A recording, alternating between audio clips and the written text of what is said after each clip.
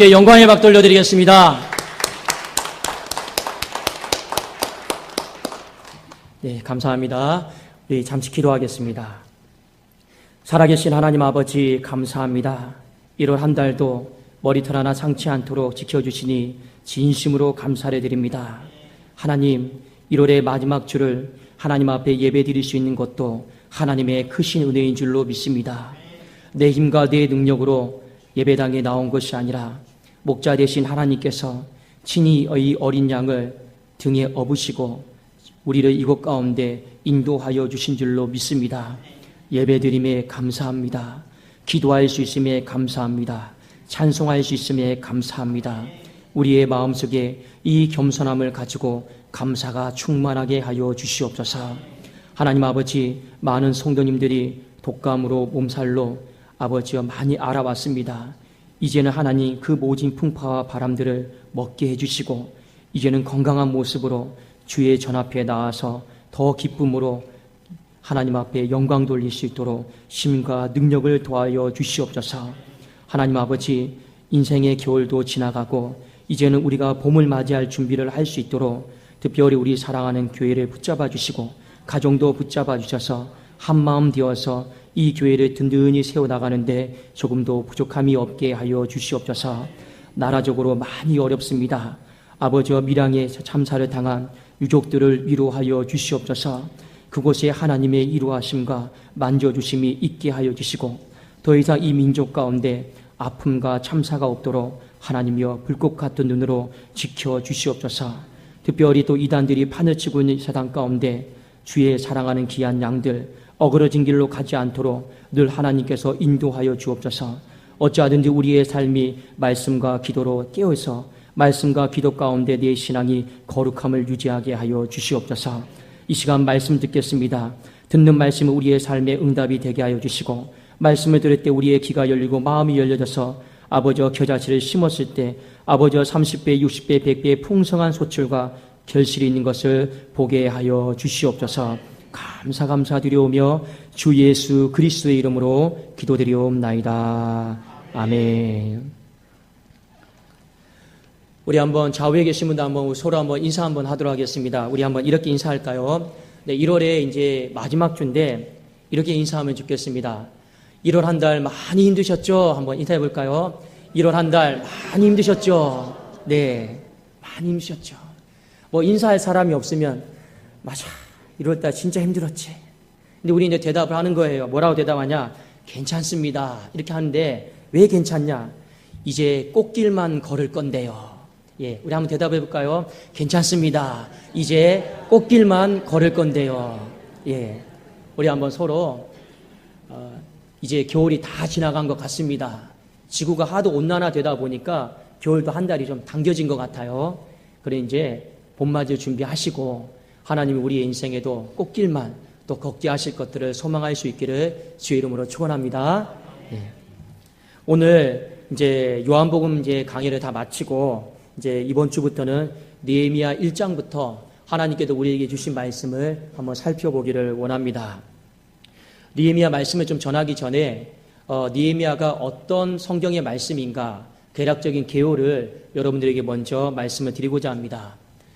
이스라엘 백성들이 BC 586년에 이제 바벨론으로 이제 포로로 끌려갔습니다. 멸망을 해서 끌려가면서 하나님이 허락하신 70년이 찼어요. 70년이 차고 이제 하나님의 때가 되어서 이제 고국으로 돌아올 일이 생겼습니다. 수많은 사람들이 한 번에 돌아올 수가 없었기 때문에 1차 포로 기한, 2차 포로 기한, 3차 포로 기한 이 3차에 걸쳐서 이스라엘 백성들이 돌아왔습니다.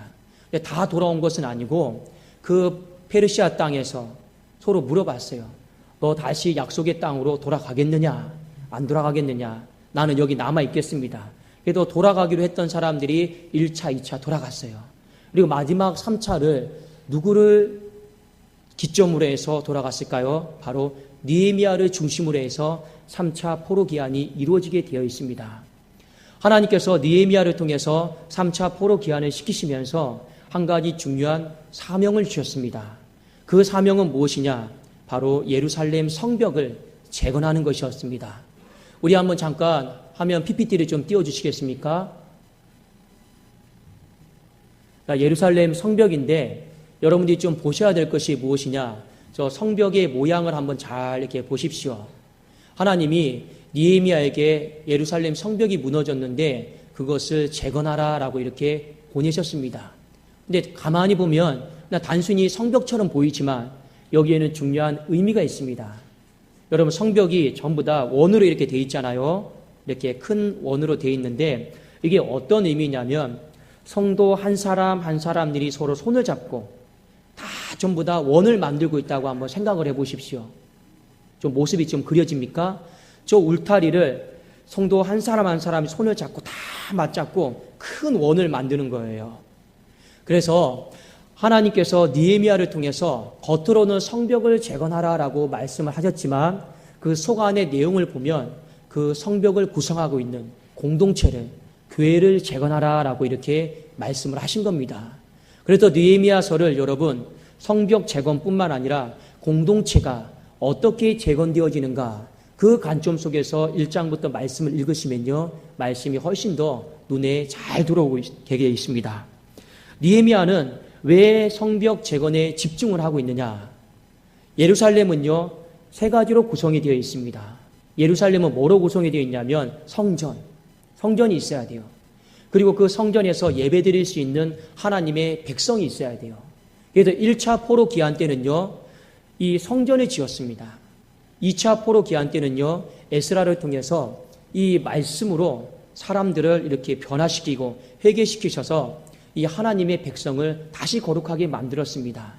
마지막 예루살렘을 구성하고 있는 것이 무엇이냐? 이 성벽이에요, 성벽. 이 예루살렘이 이렇게 완공이 딱 되면 어떤 역사가 벌어지냐? 이 황폐했던 땅이 축복의 땅으로 바뀌게 됩니다. 제가 아까 이 묵도할 때 여러분들에게 말씀드린 기원의 말씀이 있습니다. 예루살렘의 평안을 위하여 기도하라. 예루살렘을 사랑하는 자는 형통하리로다. 이렇게 예루살렘 성이 완공이 되면 어떤 놀라운 역사가 있느냐? 그곳에서 하나님의 평안과 하나님의 형통함이 부어주실 줄로 믿습니다. 그래서 하나님께서는요, 느헤미야를 통해서 이 마지막 이 공사인 성벽 재건을 완공하라라고 이렇게 보내신 거예요. 그래서 여러분 마음속에 성벽 재건은 곧 공동체를 재건하는 것이구나, 교회를 재건하는 것이구나, 이런 마음으로 여러분들이 말씀을 들으면 훨씬 더 설교가 잘 들릴 줄로 믿습니다. 오늘 하나님께서 이 일을 위해서 한 사람을 부르셨는데 그 사람이 바로 느헤미야입니다. 여러분 한번 잘 생각해 보십시오. 수많은 사람들이 있었을 텐데 왜 성벽을 재건하고 공동체를 재건하는 이 일에 하나님은 느헤미야를 부르셨을까요? 그 이유는 한 가지가 있습니다. 느헤미야라고 하는 사람이 공동체에 대한 마음이 누구보다도 간절했고 불타올랐기 때문에 그렇습니다.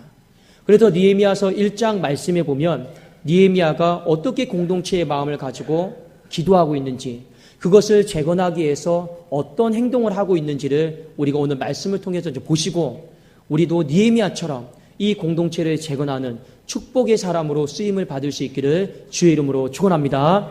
자, 먼저 말씀 우리 느헤미야 1장 2절에서 4절인데 제가 한번 읽어드리겠습니다.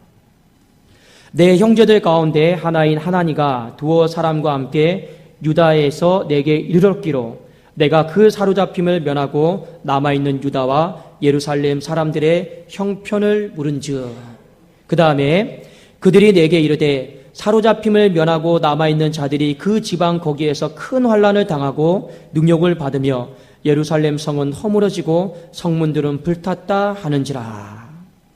지금 느헤미야는요, 이 예루살렘 성으로부터 1600km가 떨어진 곳에 있습니다.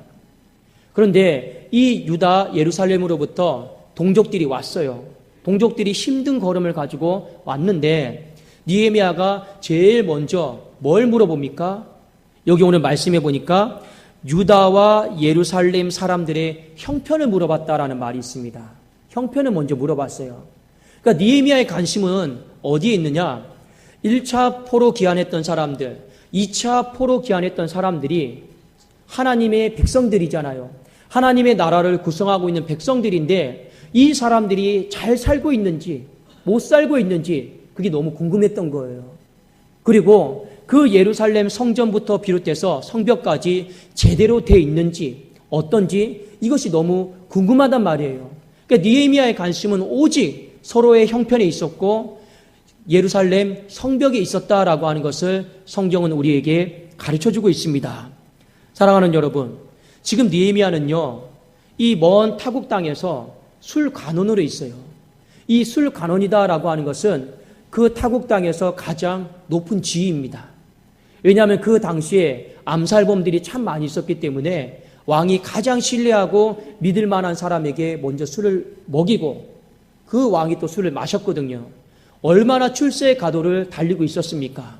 근데 느헤미야는 자신이 얼마나 출세했는지 이 타국 땅에서 부를 축적하고 명예롭게 사는가 여기에 관심이 있는 것이 아니고 지금 온통 마음속에는 1600km나 떨어져 있지만 어디에 관심이 있습니까? 하나님의 백성에게 관심이 있는 거예요. 하나님의 백성에게 관심이 있고 하나님의 교회에 관심이 있는 겁니다. 그래서 만나자마자 제일 처음 물어봤던 것이 무엇이냐? 그 하나님의 백성의 형편은 어떻습니까? 하나님의 교회의 형편은 어떻습니까? 이것이 느헤미야의 마음속에 제일 궁금했다라는 것을 성경은 우리에게 일깨워주고 있습니다. 그 형편을 듣고 나서 느헤미야가 무엇을 하느냐? 한번 우리 느헤미야 1장 6절에 있는 말씀을 같이 한번 보기를 원합니다. 자, 우리 한번 6절 한번 같이 읽어볼까요? 시작.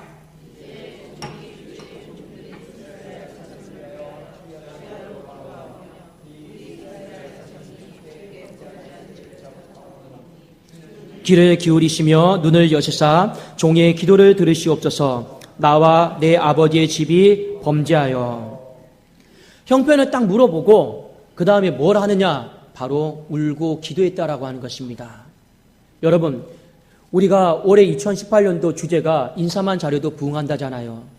두 번째 실천 과제가 무엇입니까? 서로에게 인사 잘하기예요. 서로에게 인사한다라고 하는 것은 형편을 물어보는 거예요. 여러분, 안부를 왜 묻습니까? 형편을 왜 묻습니까? 이유는 딱 한 가지입니다. 우리 서로를 위해서 더 기도해 주도록, 우리가 서로 더 기도하면서 가슴 아파하고 같이 동감해주고 서로의 형편이 더 나아지도록 하기 위해서 우리 인사하는 줄로 믿습니다. 지금 느헤미야는요, 형편을 물어봤어요. 하나님 나라의 백성들의 형편은 어떠냐? 하나님의 교회의 형편은 어떠냐? 그걸 딱 듣고 무너졌다라고 하는 말을 들었어요. 그거 무너졌다라고 하는 말을 딱 듣는 순간에 어떻게 했습니까? 곧바로 울고 수일 동안 울고 기도하고 금식했다라고 하는 것입니다. 사랑하는 여러분, 진짜 우리가 인사만 잘해도 부흥할 줄을 여러분 믿으십니까? 그렇다면 서로에게 더 인사를 잘할 수 있기를 원합니다. 서로에게 인사를 한다라는 거는요, 단순히 잘 지냈어? 뭐 먹었어? 이 정도 안부 인사가 아니라 저 사람의 형편을 여러분 관심을 가지세요.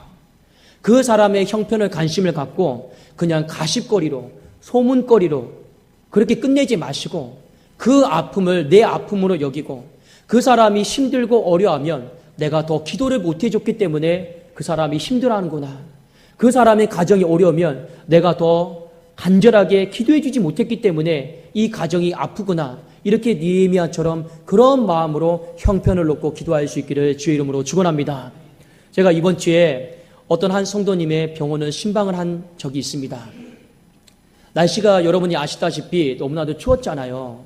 추웠는데 제가 그 성도님에게 병원에 한번 찾아가겠습니다 했더니 맨 처음에는 목사님 오시면 너무 좋겠네요 했어요. 근데 그 다음날 진짜 가려고 하니까 오지 말래요.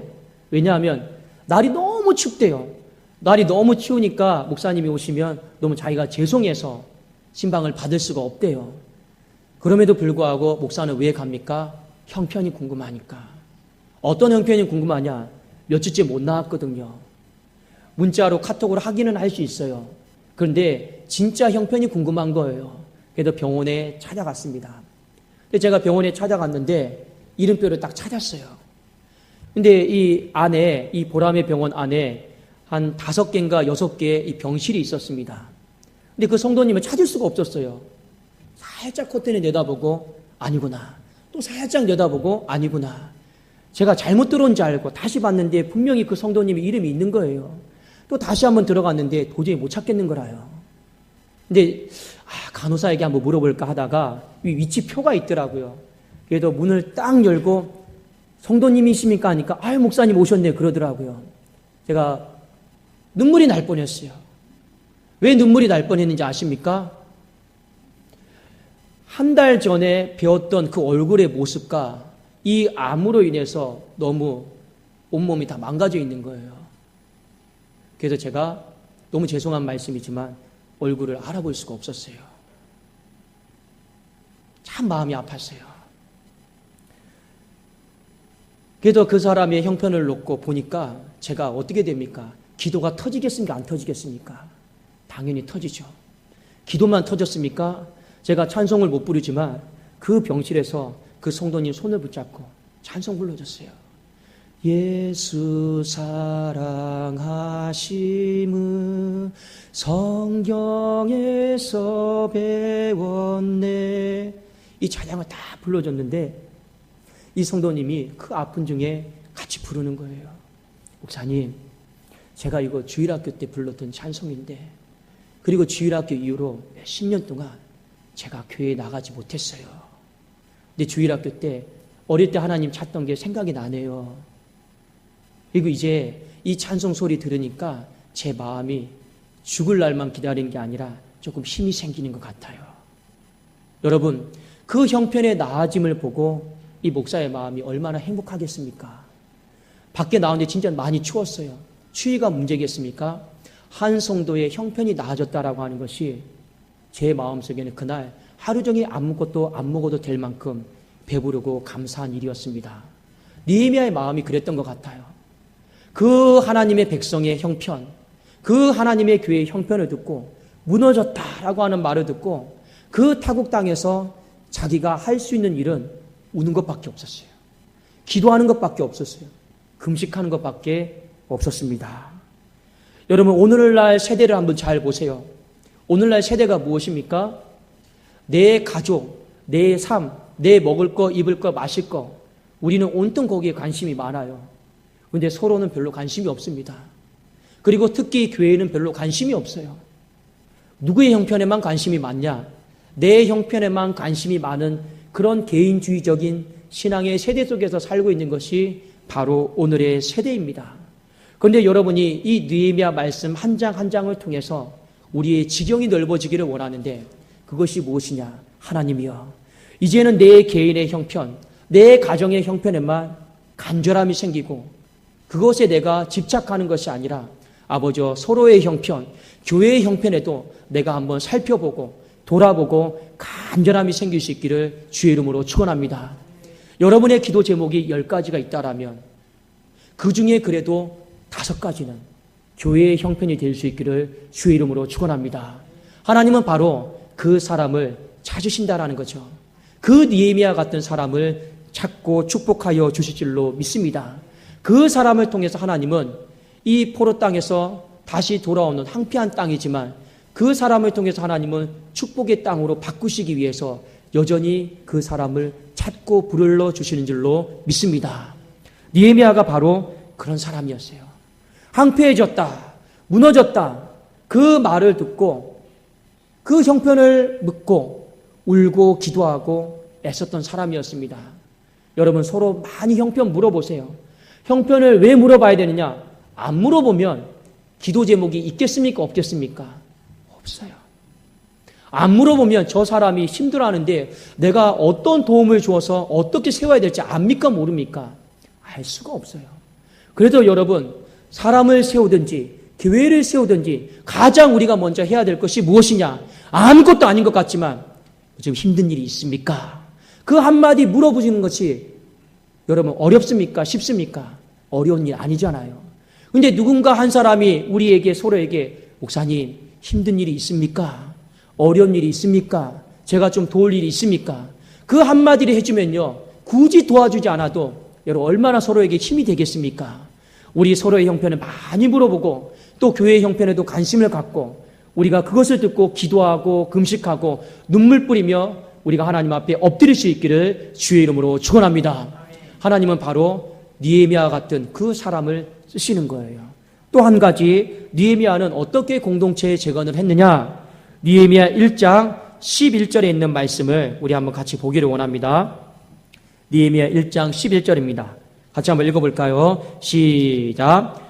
주여 구하오니 귀를 기울이사 종의 기도와 주의 이름을 경외하기를 기뻐하는 종들의 기도를 들으시고 오늘 종이 형통하여 이 사람들 앞에서 은혜를 잊게 하옵소서 하였나니 그때 내가 왕의 술간원이 되었느니라. 아멘. 느헤미야가 지금 기도를 하고 있는데 1장을 마치면서 이런 고백을 하고 있습니다. 오늘 종이 형통하여 이 사람들 앞에서 은혜를 잊게 해달라고 기도하고 있어요. 은혜를. 하나님 앞에 은혜를 달라고 기도하고 있어요. 여러분, 우리가 인생을 살아가면서 하나님 은혜를 주십시오. 우리 많이 기도하잖아요. 근데 느헤미야가 왜 하나님 앞에 은혜를 입게 해달라고 기도했느냐? 이 은혜를 입게 해달라고 기도한 것은요, 이유가 있어요. 그건 뭐냐? 무너진 곳을 제가 세울 테니까 하나님 나를 써달라고. 그게 바로 은혜를 주시옵소서. 그런 뜻입니다. 이것이 어디에 잘 나타나냐면 여러분 느헤미야 2장 5절을 한번 같이 볼까요? 2장 5절입니다. 무너진 것을 내가 세울 테니 나를 써주십시오. 이게 바로 은혜를 달라고 하는 거예요. 2장 5절을 제가 한번 읽어드리겠습니다. 왕에게 아뢰되 왕을 많이 좋게 여기시고 종이 왕의 목전에서 은혜를 얻었사오면 나와 있잖아요. 은혜를 얻었사오면 나를 유다 땅 나의 조상들의 묘실이 있는 성읍에 보내달라라는 거예요. 왜 보내달라고 하는 겁니까? 내가 가서 세우겠다라는 겁니다. 나를 보내어서 그 성을 건축하게 하옵소서 하였는데 느헤미야가 은혜를 잊기를 원했던 이유는 딱 한 가지였습니다. 가서 무너진 곳을 하나님 제가 세우겠습니다. 제가 세우겠습니다. 그래서 하나님 내 인생 가운데 은혜를 주셔야만 하는 거예요. 우리 예전에 많이 헌신하면서 불렀던 찬양 아십니까? 주님 내가 여기 있사오니. 우리 찬양 아시나요? 주님 내가 여기 있사오니 나를 보내소서. 누굴 보내라고요? 다. 근데 여러분 이 찬양이 요즘 편곡된 거 아십니까? 어떻게 됐냐? 주님 내가 여기 있사오니 죄를 보내소서. 바뀌었대요. 주님 내가 여기 있사오니 저 사람 써주십시오. 저 사람 보내십시오. 나의 맘 나의 몸 모두 주님 앞에 드리는데 진정 나는 안 드리고 저 사람 보내주세요. 저 사람 써주세요. 이것이 무엇이냐? 이 세대를 말하고 있는 것입니다. 우리의 신앙이 그만큼 많이 변질이 되었다라고 하는 것을 성경은 우리에게 가르쳐주고 있는 것이죠. 사랑하는 여러분, 느헤미야는요, 왜 하나님 내게 은혜를 베푸셔야 됩니까? 내가 무너진 것을 세우고 싶습니다. 이 간절한 마음으로 가득 찼다라는 거예요.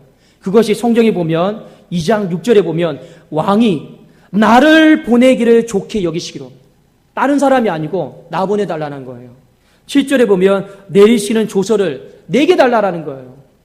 8절에 보면 내가 들어갈 집을 위하여 들보로 쓸 제목을, 그 쓸 제목을 내게 주십시오. 이 느헤미야의 마음에 지금 무슨 마음으로 지금 불타고 있습니까? 하나님, 황폐해서 무너진 소식을 들었는데 다른 어떤 사람이 아니고 내가 그 무너진 것을 세우고 싶습니다. 그래서 하나님 내 인생 가운데 은혜를 주십시오. 은혜를 주십시오. 얼마나 간절한 마음으로 느헤미야가 기도했겠습니까? 그럴 수밖에 없었어요. 왕이 그렇게 신뢰하는 사람이 술간원이 느헤미야였어요. 자기 나라 백성도 아닌데 술간원으로 이 직분을 맡길 정도로 얼마나 신뢰했겠냐라는 겁니다. 근데 이 사람 가버리면 누가 그 역할을 대신합니까? 왕이 쉽게 보내줄까요? 보내주지 않죠. 그런데 느헤미야의 마음속에는 이 1600km가 떨어졌지만 가고 싶었어요. 가고 싶었어요. 그 무너졌다라는 소식을 듣고 하나님 내가 잠을 잘 수가 없어요. 견딜 수가 없어요. 하나님 나를 보내주십시오. 은혜를 잊게 하여 주십시오. 했더니 하나님이 어떻게 하십니까? 하나님이 느헤미야에게 은혜를 입게 하셔서 하나님이 느헤미야를 보내시고 사람도 붙여주시고 그 성벽을 건축할 제목도 붙여주신 줄로 믿습니다. 여러분, 오늘 느헤미야에게 하나님이 주신 축복이 있어요. 오늘 마지막 절에 보면 이런 말씀이 있습니다. 느헤미야 2장 8절에 보니까 또 왕의 살림 감독 아삽에게 조서를 내리사 그가 성전에 속한 영문의 문과 성곽과 내가 들어갈 집을 위하여 들보로 쓸 제목을 내게 주게 하옵소서 하며 그 다음에 뭐라고 나와 있습니까? 내 하나님의 선한 손이 나를 도우심으로 왕이 허락하고, 하나님의 선한 손이 나를 도왔다라는 겁니다. 하나님의 선한 손이 나를 도왔다라고 하는 것은요, 여러분 어떤 의미인지 아십니까? 영어 성경에 보면 이렇게 나와 있습니다. God was with me. 하나님이 항상 나와 함께 하신다라는 거예요. 이 의미가 하나님이 선한 손이 나와 함께 하신다, 나를 도와주신다라고 하는 의미입니다. 여러분, 하나님이 누구와 함께 하시고 누구에게 임재하십니까? 공동체의 마음을 가진 사람. 그 무너진 하나님의 나라, 하나님의 땅을 보면서 내가 가서 하나님 세우겠습니다. 이 공동체의 마음을 가진 그 사람에게 하나님께서 임재하시고 하나님의 선한 손이 함께 하시는 줄로 믿습니다. 여러분, 마태복음 1장에 보면요, 임마누엘이라고 하는 단어가 나옵니다. 우리 찬양대 이름이 임마누엘이죠. 뜻이 무엇인지 아십니까? 예. 여러분, 임마, 여기 아니죠? 임마는 여러분 뭐냐면 히브리어로 함께라고 하는 뜻입니다. 두 번째, 누는 뭐냐? 우리라고 하는 뜻이에요. 엘은 뭐냐? 하나님이에요. 그래서 하나님이 우리와 함께, 이게 임마누엘입니다. 하나님이 누구와 함께 하십니까? 우리와 함께 하시는 거예요. 하나님이 누구와 함께 하십니까? 공동체의 마음을 가진 사람들과 함께 하시는 줄로 믿습니다. 여러분의 인생 가운데 하나님의 선한 손이 우리의 가정과 교회 가운데 날마다 함께 하기를 원하고 있습니까? 그렇다면 여러분 공동체의 마음을 가지세요. 서로의 형편에 관심을 갖고 교회의 형편에 관심을 갖고 어떻게 하면 무너진 것을 내가 세우겠습니다. 이 공동체의 마음 가지십시오. 그러면 하나님께서 함께하여 주실 줄로 믿습니다. 하나님께서 선한 손으로 우리의 가정과 우리의 삶을 만져 주실 줄로 믿습니다. 우리의 신앙생활을 한번 잘 점검해 보았으면 좋겠습니다. 신앙생활이 아까 제가 말씀을 드린 것처럼 점점 개인주의로 개인화되어 가고 있습니다. 내 형편에 관심이 있지 다른 사람의 형편에는요 관심도 없어요. 내 기도 제목은 잔뜩 있지만 다른 사람의 기도 제목에는 관심이 없습니다. 저는 우리 성도님들이 나중에 제가 여러분들에게 기도를 물어봤을 때 기도 제목이 무엇입니까? 했을 때 내 개인의 기도 제목도 말씀해 주시면 감사하겠고 교회를 위한 기도 제목도 같이 말씀해 주시면 좋겠습니다. 어찌하든지 우리가 서로 형편을 물어보고 교회의 형편을 물어보면서 우리가 서로 이 물어보는 형편, 인사하는 이 지경이 넓어질 수 있기를 주의 이름으로 축원합니다. 여러분, 느헤미야는요, 이 1600km 떨어져 있습니다. 이 1600km가 떨어졌다라고 하는 의미를 여러분 잘 새기셔야 됩니다. 내 나이가 70이든 80이든 그게 중요한 게 아니에요. 내 나이가 90이든 그게 중요한 게 아니에요. 내가 지금 이만큼 떨어져서 내 신앙이 은퇴를 했느냐 안 했느냐 그게 중요한 게 아니에요. 무엇이 중요합니까? 숨이 멎는 죽는 순간까지 하나님, 나는 하나님의 백성에 관심을 갖겠습니다.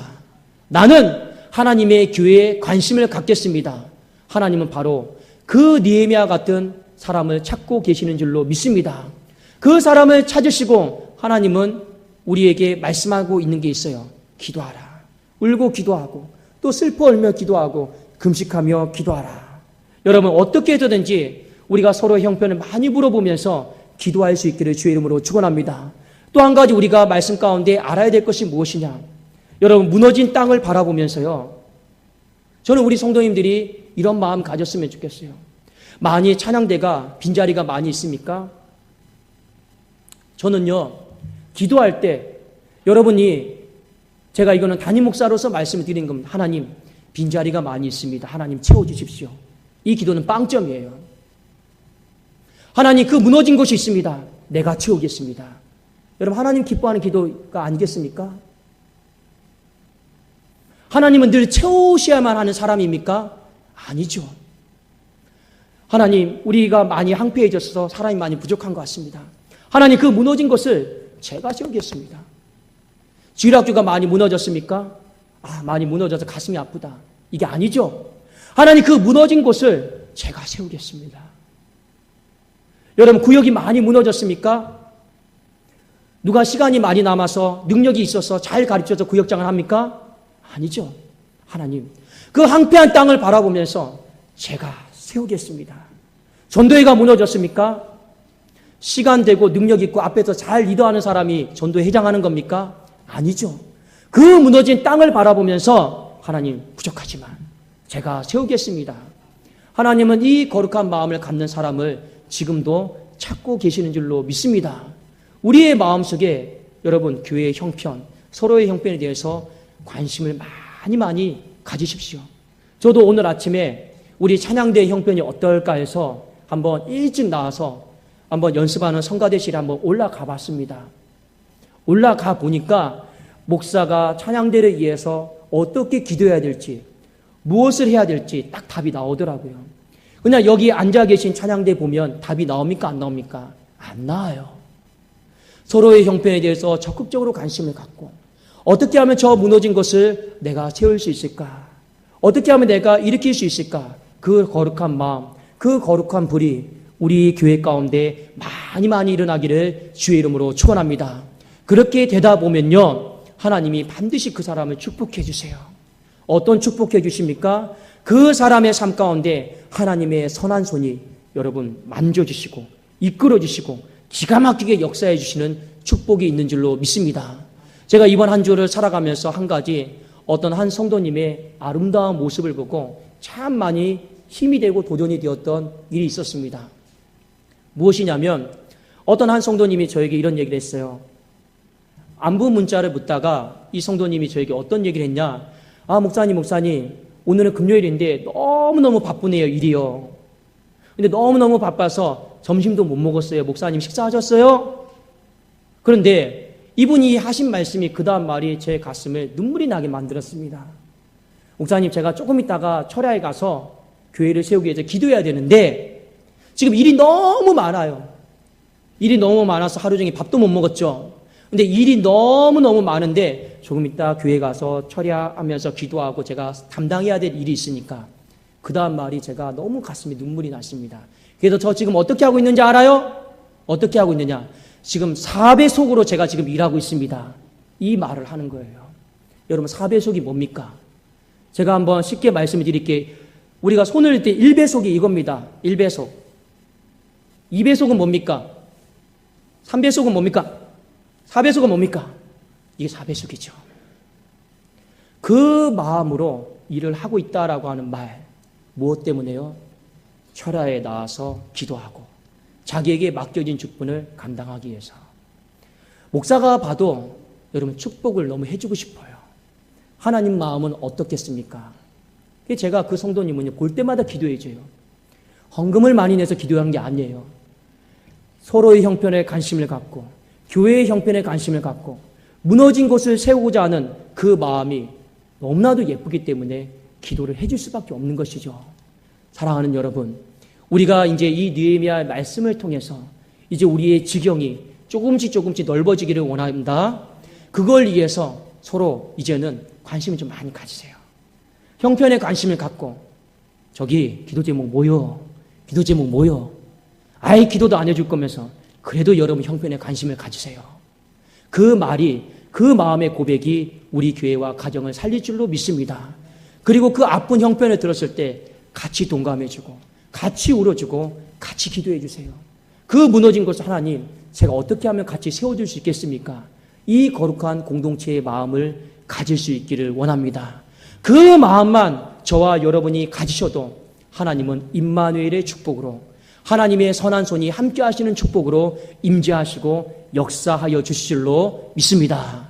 우리 한번 좌우에 계신 분들 한번 서로 이렇게 고백하기를 원합니다. 하나님의 선한 손이 당신과 함께 하실 겁니다. 하나님의 선한 손이 당신과 함께 하실 겁니다. 예, 이 축복이 우리 사랑하는 성도님들에게 충만하게 임하기를 주의 이름으로 축원합니다. 기도하겠습니다. 살아계신 하나님 아버지, 감사합니다.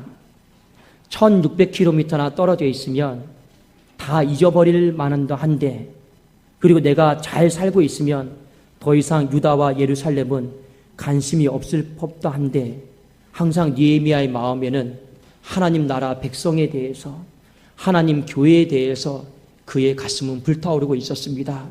하나님이여, 우리의 마음도 하나님의 백성에 대해서, 하나님의 교회에 대해서 불타오르게 하여 주시옵소서. 그 형편을 묻고 기도하는 주의 거룩한 존귀한 백성들이 되게 하여 주시옵소서. 그 무너진 것을 보면서 하나님이여, 내가 세우겠습니다. 내가 세우겠습니다.